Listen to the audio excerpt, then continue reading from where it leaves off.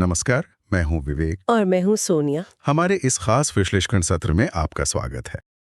आज की इस गहरी चर्चा में हम एक ऐसे राज्य की बात कर रहे हैं जहां आम लोग न्याय के लिए पुलिस के बजाय अब स्थानीय हथियारबंद गुटों के पास जा रहे हैं। हाँ, और ये कितनी डरावनी बात है। बिल्कुल। मतलब 2023 में जो हिंसा शुरू हुई थी उसे पूरे 3 साल हो चुके हैं।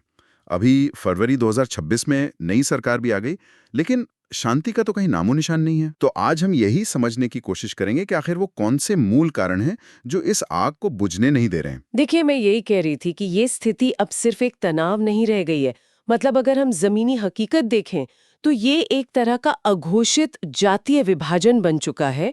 एक ऐसा भौगोलिक और सामाजिक बंटवारा जहां दोनों समुदायों के बीच संवाद का हर रास्ता पूरी तरह बंद है। कोई बातचीत ही नहीं है। बिल्कुल नहीं। और प्रशासन नाम की कोई चीज जमीन पर काम करते हुए नहीं दिख रही है। ये तो बहुत ही चिंताजनक है। और मुझे लगता है अप्रैल की घटनाओं से ये बात और भी पुख्ता हो जाती है ना, जब घाटी के बिष्णुपुर इलाके में वो बम हमला हुआ। जी, वो बहुत ही दर्दनाक घटना थी। हाँ, और उसी दौरान पहाड़ी इलाके उखरुल में भी एक पूर्व सैन्य कर्मचारी की हत्या कर दी गई। इन दोनों घटनाओं के बाद जो प्रतिक्रिया देखने को मिली वो वाकई बहुत चौंकाने वाली थी। बिल्कुल सही कहा आपने। क्योंकि आम तौर पे जब कोई बंदी या शटडाउन बुलाया जाता है, तो वो किसी एक इलाके या एक समुदाय तक ही सीमित रहता है। हाँ, अक्सर स्थानीय स्तर पर ही ऐसा होता है। लेकिन इस बार ऐसा नहीं हुआ। इस बार घाटी में मैतेई समाज और पहाड़ों में नागा और कुकी संगठनों ने एक साथ पूर्ण बंदी का आह्वान किया। मतलब बाजार, स्कूल और परिवहन सब कुछ एक झटके में पूरी तरह ठप हो गया। एक मिनट, मुझे यहाँ थोड़ी उलझन हो रही है। अगर ये दोनों समुदाय एक ही राज्य का हिस्सा है तो क्या राज्य सरकार या वहाँ की पुलिस का इन हथियारबंद गुटों पर कोई नियंत्रण बचा ही नहीं है? मतलब ये पूरी व्यवस्था इस कदर चरमरा कैसे गई? तो यही इस पूरे संकट का सबसे डरावना पहलू है।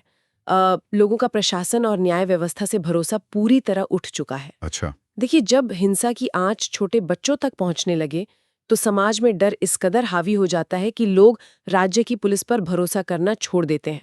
वो सुरक्षा के लिए सिर्फ अपने समुदाय के जो हथियारबंद गुट हैं उन पर ही निर्भर होने लगते हैं। यानी ये सिर्फ कानून और व्यवस्था की नाकामी नहीं है, इसके पीछे एक बहुत गहरी असुरक्षा काम कर रही है, जिसने मतलब 60,000 से ज्यादा लोगों को अपना घर छोड़ने पर मजबूर कर दिया। बिल्कुल। लेकिन मैं ये सोच रहा था कि ये जो इतनी गहरी असुरक्षा है, ये असल में पैदा कहाँ से हो रही है? इसकी जड़ कहाँ है? हम्म इसकी जड़ें जमीन और जो संवैधानिक अधिकार हैं उनमें छिपी हुई हैं। ठीक है। इसे ऐसे समझ सकते हैं कि जो मैतेई समुदाय है वो मुख्य रूप से घाटी में रहता है। ठीक है।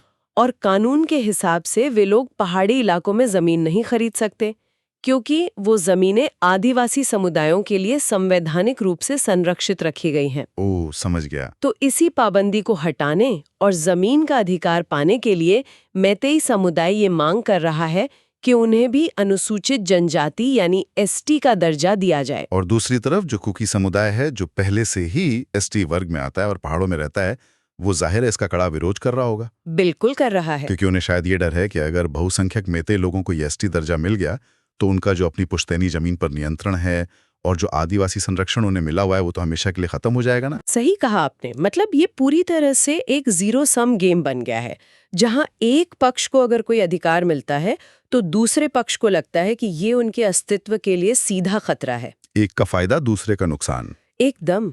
और इस गहरे डर के बीच जो हजारों हथियार लूटे गए थे, उन्होंने पूरे इलाके का जिस तरह से सैन्यकरण कर दिया है, उसने तो बस इस आग में घी डालने का काम किया है। बाप रे, ये तो ऐसा हो गया जैसे एक ही घर में रहने वाले दो परिवारों ने बीच के दरवाजे पर ताला लगा दिया हो और दोनों ने अपनी अपनी चाबियां हमेशा के लिए फेंक दी हों। ये बहुत ही सटीक उदाहरण दिया आपने, है ना? लेकिन इससे देश की आंतरिक सुरक्षा के लिए एक बहुत बड़ा सवाल खड़ा हो जाता है। बिल्कुल होता है। और सबसे बड़ा सवाल यही है कि जब दो समुदाय भौगोलिक और मानसिक रूप से एक दूसरे से पूरी तरह अलग हो चुके हैं और उनके बीच कोई बातचीत ही नहीं है, हाँ, कोई संपर्क ही नहीं है, तो फिर भविष्य में एक राज्य के रूप में प्रशासन आखिर काम कैसे करेगा?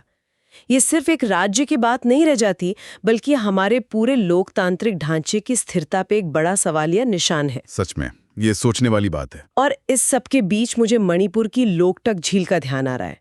जिसका एक बेहद अनोखा पारिस्थितिक तंत्र है, जहां हर चीज एक दूसरे पर निर्भर है और एक बहुत ही नाजुक संतुलन में रहती है। हाँ, वो झील अपने आप में सह-अस्तित्व का एक बहुत बड़ा प्रतीक है। बिल्कुल। और अब सबसे बड़ा सवाल यही है कि क्या प्रकृति का ये संतुलन वहां के समाज में कभी वापस लौट पाएगा, या फिर ये विभाजन हमेशा के लिए स्थायी हो चुका है? ये एक ऐसा सवाल है जिस पर गहराई से विचार करने की जरूरत है। फिलहाल के लिए बस इतना ही। मिलते हैं अगले वीडियो में।